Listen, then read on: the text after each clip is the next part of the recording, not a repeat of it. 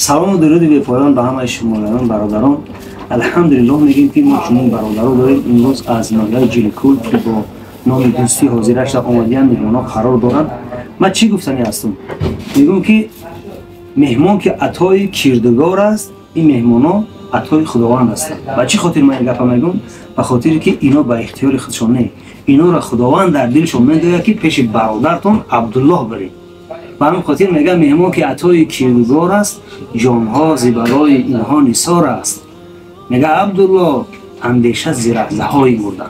عبدالله روز میبری میگه مهمان خدای خیش بودن. وقتی مهمانه که گرامی داشتی انشاءالله خداوند خود را گرامی میدانه. اینها مهمانای هستند از ناحیه دوستی سابق جلیکول. خوش آمدن. این الحمدلله چیاشون خدمتشون کردیم، راضی هستن. خیر باشه، سلامت باشن، خوش باشین. شما هم بیاین ان شاء الله. این دکان خاکسارانه ما همیشه در خدمت شما هستیم. هر چی که میگه عیان است، حاجت به بیان نیست. هر چیزی که دیدین همین چیزا هم در پشت اکران هم در روی اکران ما همون یک نفر هستیم. همون نفری که عبدالله یعنی بنده الله. خوش آمدید.